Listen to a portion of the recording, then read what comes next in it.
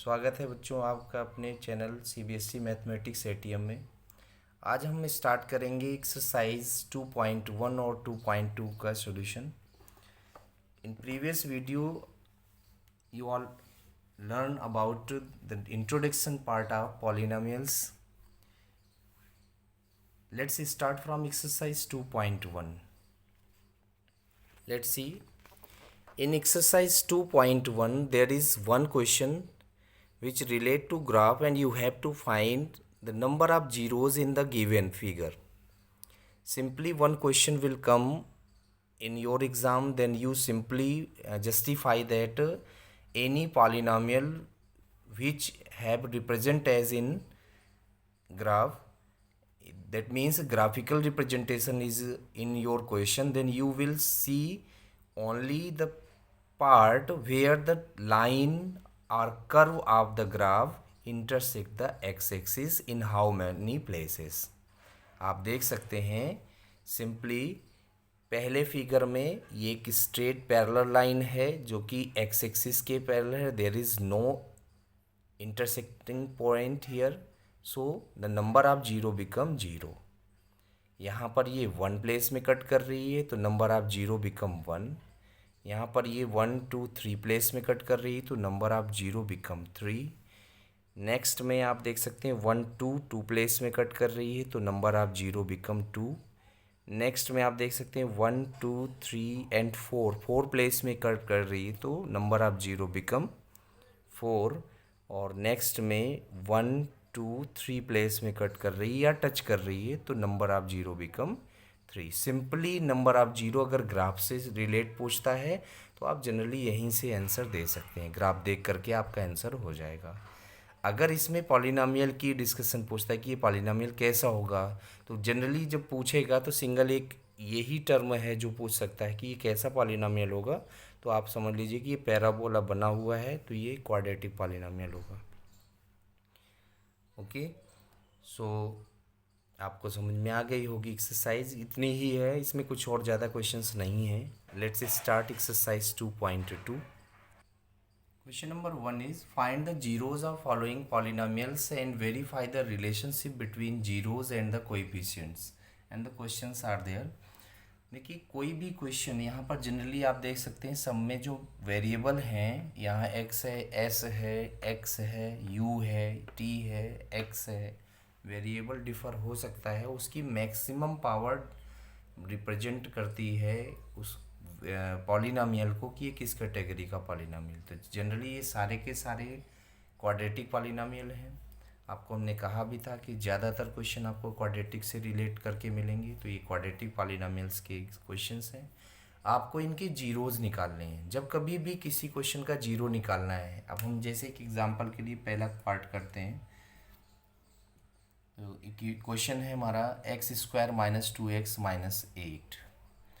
बच्चों सिंपली हम इस क्वाड्रेटिक पॉलिनोमियल के फैक्टर्स करेंगे और फैक्टर करने का तरीका आपको हम यहाँ सिखाएंगे.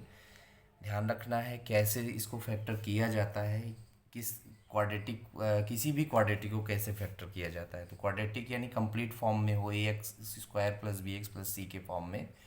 तो सिंपली जो कांस्टेंट होता है और जो कोएफिशिएंट ऑफ x² होता है, जैसे इसमें कोएफिशिएंट ऑफ x² 1 है, कांस्टेंट 8 है, तो इनके आप पहले फैक्टर कर लीजिए. तो 2 2 2 ये 8 का फैक्टर हुआ, 1 का 1 हुआ. आप इसको मल्टीप्लाई करके भी फैक्टर लिख सकते हैं, लेकिन ये प्रोसेस जब बड़े क्वेश्चन जैसे इस टाइप में ये 7 है, ये 3 है, तो ये 6 है, 3 है, बड़ा हो जाएगा. तो जनरली ऐसे करते हैं कि हम सेपरेट फैक्टर यानी 8 का अलग लिख लिया और 1 का अलग लिख लिया और एक साथ इसको डिनोट कर लिया. अब इन नंबर को दो ऐसे नंबर्स में डिवाइड कर देना है जिसका एडिशन या सब्ट्रैक्शन मिडिल वाला नंबर आ जाए. जैसे हमें 2 लाना है, तो आपको यहाँ पर करना कैसे है, ये इसके देखने के लिए आपको ये साइन देखना पड़ेगा. ये साइन अगर आपका प्लस है तो आपको जो भी दो नंबर बनाने हैं वो ऐसे बनाने हैं कि जिनका सम मिडिल नंबर आ जाए. अगर ये माइनस है तो आपको दो नंबर ऐसे बनाने हैं कि जिनका सब्ट्रैक्शन आपका 2 आ जाए. तो आप ऐसे देख सकते हो ये टू टू ज़ा फोर में से टू वन ज़ा टू, फोर और टू का हमने फैक्टर कर लिया, फोर और टू के दो पार्ट कर लिए, उसको सब्ट्रैक्ट करेंगे तो मिडिल वाला टर्म आ जाएगा। तो इसको हम लिख सकते हैं फर्दर माइनस का 4x और प्लस का 2x और माइनस का 8। ये हमने डायरेक्टली लिख दिया है। आप इसको चाहें तो इसको इस तरह से लिख सकते हैं। हमने क्या किया कि टू की प्लेस में, इस टू की प्लेस में 4 माइनस टू कहाँ लिखना है, तो हमने 4 माइनस टू लिख लिया। ठीक है, अब इस साइन को अंदर माइनस को और एक्स को इसमें मल्टीप्लाई करेंगे तो ये सिंपली वही चीज़ मिल जाएगी, माइनस का 4x प्लस का 2x माइनस का 8। जब कभी भी सब्ट्रैक्शन होगा तो एक साइन जरूर प्लस होगा, एक माइनस होगा। अब इससे हमें क्या करना है, इससे कामन करने हैं। तो हम यहाँ से वैल्यू कामन करेंगे। आप देख सकते हैं यहाँ से दो दो के ऐसे पेयर बना लेना है। इसमें से x कामन हो रहा है तो एक x कामन हो गया, यहाँ से x माइनस 4 बचा। यहाँ से दोनों से प्लस का 2 कामन हो गया तो यहाँ भी x माइनस 4 बचा। तो अब इस तरह से ये होल कामन है, x माइनस 4 यहाँ भी है तो x माइनस 4 होल कामन हो गया और x प्लस 2 ये दूसरा इसका फैक्टर हो गया। तो हमारे पास दोनों फैक्टर आ गए। अब हमें इससे जीरो निकालने हैं। तो जीरो निकालने के लिए क्या करते हैं, इस फैक्टर को हम 1/1 जीरो से इक्वल करके हम x की वैल्यू निकाल लेते हैं। तो यहाँ से x की वैल्यू 4 आ जाएगी। ठीक है, इससे x की वैल्यू 4 हो गई। इसी तरह से आप x प्लस 2 को जब जीरो करेंगे तो x की वैल्यू यहाँ से -2 आ जाएगी। तो हमारे दोनों फैक्टर आ गए, x की वैल्यू 4 और x की वैल्यू -2। लेकिन क्वेश्चन क्या कह रहा है कि find verify the relationship between zeros and the coefficient. तो हमें इसके जीरो और कोएफिशिएंट का रिलेशन भी तो फाइंड करना है। तो देखिए ये जो जीरो और कोएफिशिएंट का रिलेशन है आपको हमने प्रीवियस उसमें इंट्रोडक्शन पार्ट में बताए हैं कि कैसे निकाला जाता है। तो देख सकते हो जो सम ऑफ जीरो होता है, जीरो हमारे अल्फा और बीटा आते हैं। ये जो आंसर आए हैं 4 और -2, एक्चुअल ये 4 और -2 इन्हीं के आंसर हैं, अल्फा और बीटा की वैल्यू। तो अल्फा और बीटा की वैल्यू इनकी जगह पर रख देंगे और इसका फार्मूला होता है -b/a। तो b क्या है, जो पॉलिनोमियल है, इस पॉलिनोमियल में a आपका 1 हो गया, b आपका -2 हो गया, c आपका -8 हो गया। तो इसमें जब हम रिप्लेस करेंगे तो ये माइनस का 2 है, b की वैल्यू और अपान 1, तो ये सॉल्व होकर के 2 आ जाएगा। और आप ऐसे भी देख सकते हो इसमें ये 2 आ गया और इधर भी ये 2 आ रहा है, तो 2 = ये पहला रिजल्ट वेरीफाई हो गया। इसी तरह से आप अल्फ़ा इंटू बीटा c/a को वेरीफाई कराओगे। तो अल्फ़ा इंटू बीटा फिर से इसमें वैल्यू रिप्लेस करो तो 4 × -2 और c की वैल्यू है -8/1, तो इसका आंसर -8 = -8, ये भी वेरीफाई हो गया। तो इस तरह से कोएफिशिएंट रिलेशन वेरीफाई किए जाते हैं। जनरली एग्ज़ाम में तो अब मल्टीपल चॉइस आने हैं तो पूरा ये नहीं होगा, लेकिन जब कभी डिस्क्रिप्टिव का सिस्टम बनता है तो इस तरह के क्वेश्चंस कंप्लीटली सॉल्व करने होते हैं। अब इनमें से एक दो पार्ट और आप देख लीजिए। पार्ट नंबर 2 देख सकते हो, ये 4 है, ये 1 है। 4 का और 1 का फैक्टर 4 2 2 ज़ा 4 होता है और ये 1 1 होता है। प्लस करके 4 लाना तो 2 और 2 4 हो जाते हैं, सिंपली ये बन जाएगा। इसी तरह से इसको पहले ऑर्डर से 7x पहले लिख लेना, 3 बाद में। तो 6 और 3 से 7 लाना है। 7 कैसे आएंगे, वो भी कैसे लाना है, माइनस करके। तो इससे जब फैक्टर करोगे 6 का देखो फैक्टर क्या होगा, 2 3, और 3 का फैक्टर 3 ही है। तो इससे ओवरऑल 2 नंबर बनाने, तो ये 3 3 ज़ा 9 में से 2 -7 हो रहा है, तो हमारा इसका फैक्टर्स 9 और 2 के फॉर्म में बन जाएगा। अब थोड़ी सी प्रॉब्लम इन दो क्वेश्चन में बच्चों को होती है तो इसी पर डिस्कस कर लेते हैं। 4 और 5 देख लीजिए आप लोग। तो 4 हमारा है 4u + 8u, 4u + 8u, ठीक है, स्क्वायर है ये 4u² + 8u²। तो इसको हमें इससे फाइंड आउट करना है। यहाँ कांस्टेंट टर्म नहीं है, तो जब कांस्टेंट टर्म नहीं है तो सिंपली यहाँ से 4u कॉमन हो गया, तो यहाँ से क्या बचा, u बचा, यहाँ से क्या बचा, 2 बचा। तो ये दो फैक्टर हो गए, एक 4u एक u + 2। इसी को हमें 0 से इक्वल करना है। तो जब 4u को आप 0 करोगे तो u की वैल्यू 0 आ जाएगी, और जब u + 2 को 0 करोगे तो u की वैल्यू -2 हो जाएगी। यानी अल्फ़ा और बीटा 0 और -2 हो गए। अब इनका रिलेशनशिप चेक करना है। तो रिलेशनशिप के लिए अल्फ़ा की जगह पर अल्फ़ा की वैल्यू और बीटा की जगह पर बीटा की वैल्यू -2। और इस तरह से इसमें अगर हम देखें तो ये हमारा 4u² + 8u, ये b की वैल्यू है, ये a की वैल्यू c इसमें है नहीं, तो -b/a होता है। तो -b की वैल्यू 8/a की वैल्यू 4, आप डिवाइड कर दीजिए तो यहाँ से -2, यहाँ से भी -2। इसी तरह से इसमें देखिए 0 इंटू -2 अल्फ़ा इंटू बीटा। सी हमारा है नहीं तो सी का टर्म तो 0 हो गया ना, और ए हमारा है, ए की वैल्यू 4 है, तो 0 में 4 का डिवाइड 0 होगा, 0 में -2 का मल्टीप्लाई 0 होगा। तो इस तरह से रिजल्ट वेरीफाई हो जाएगा। तो इस तरह के क्वेश्चंस में आप देख सकते हो। अगर क्वेश्चन t² - 15 टाइप का है तो आप देख सकते हो t² और इसको हम लिख सकते हैं √15 आप स्क्वायर। तो ये a² - b² की आइडेंटिटी बन गई। तो इसका मतलब ये एक ब्रैकेट में माइनस लग जाएगा और एक ब्रैकेट में प्लस लग जाएगा अकॉर्डिंग टू आइडेंटिटी। और इस तरह से जब इनको आप 0 करोगे तो एक से t की वैल्यू √15 आ जाएगी और एक से t की वैल्यू -√15 आ जाएगी।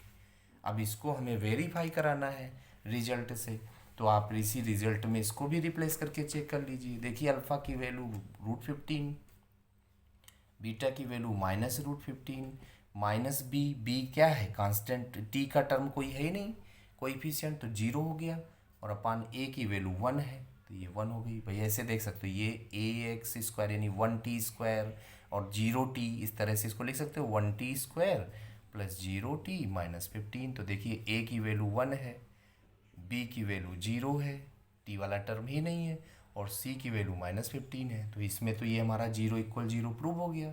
अब अल्फ़ा इंटू बीटा की बात करें तो ये हो गया √15 इंटू -√15, ठीक है, माइनस आगे लगेगा। ये सी की वैल्यू है इसमें कितनी, ये 15 है, माइनस की वो भी, और अपान 1। तो इसका जब मल्टीप्लाई करें तो रूट हट जाएगा, केवल 15 बचेगा और निगेटिव साइन बना रहेगा, तो -15 = -15। इस तरह से ये रिजल्ट वेरीफाई हो जाएगा। तो क्वेश्चन नंबर 1 इस तरह से कंप्लीट हो जाता है। Let's see question number 2। Find a quadratic polynomial each with the given numbers as the sum and product of its zeros respectively. ये क्वेश्चंस हैं, इनमें जो ये दो वैल्यूज़ गिवन है हर एक पार्ट में, ठीक है, 1 1 है ये, और -1/4 1/4 4 1। तो ये दो वैल्यू जो है ये एक्चुअल हैं क्या, ये sum and product of its zeros, zero के सम और प्रोडक्ट हैं। आपको ध्यान रखना है कि कोई भी क्वाड्रेटिक पॉलिनोमियल का जो पॉलिनोमियल होता है वो होता है x² - sum of 0 into x plus product of 0, ठीक है। क्वाड्रेटिक पॉलिनोमियल इक्वेशन है तो इक्वल 0 लग जाएगा, बाकी यही सिचुएशन होती है। अगर आपको किसी भी सिचुएशन में आपको पॉलिनोमियल बनाना है क्वाड्रेटिक पॉलिनोमियल तो ये फार्मूला आप यूज करेंगे, ठीक है। इंट्रोडक्शन पार्ट में ये नहीं हो पाया था, ध्यान रख लीजिए इसको। इंट्रोडक्शन ही है ये, किसी भी क्वाड्रेटिक पॉलिनोमियल को आप इस तरह से रिप्रेजेंट करते हैं। तो इसमें हमें नीड क्या होती है, जब कोई क्वाड्रेटिक पॉलिनोमियल बनाना होता है तो उसमें नीड होती है आपको या तो इनके सम और प्रोडक्ट पता हो, या कम से कम अल्फ़ा और बीटा यानी जीरोस पता हो। तो ये क्वेश्चन तो इजी है जो एक्सरसाइज में दिया है, लेकिन क्वेश्चन ऐसे भी हो सकता है कि आपको ये जीरो बता दे, यानी यही सेम क्वेश्चन कह दे कि ये इसके जीरोज़ हैं। तो सबसे पहला काम आप इसको सम निकालोगे, इसका प्रोडक्ट निकालोगे और वापस इसमें रिप्लेस कर दोगे। आप कोई भी क्वेश्चन उठा लीजिए, जैसे मान लीजिए इसका सेकेंड पार्ट हम करें तो इसमें पहला जो है सम है, पहले सम लिखा है तो √2 है सम की वैल्यू, नहीं इसकी वैल्यू √2 हो गई, तो x² - √2 x रहेगा plus product of 0, product of 0 की जगह 1/3 है तो ये 1/3 आपका ये पॉलिनोमियल हो गया। अब इसको और थोड़ा सा चाहें तो एलसीएम लेके एलसीएम 3 आ जाएगा, तो ये हो जाएगा 3x² - 3√2x प्लस 1/3, ये बाई 3 जो है इसको 1/3 इस तरह से भी लिख सकते हैं। तो हमारा फॉलोइंग पॉलिनोमियल जो होगा ये क्वाड्रेटिक पॉलिनोमियल हो जाएगा। अब इसी तरह से कोई भी दो वैल्यू जो दी हैं यहाँ पर और यहाँ पर केवल रिप्लेस करनी है, इस तरह से आप आंसर अपना निकाल सकते हैं।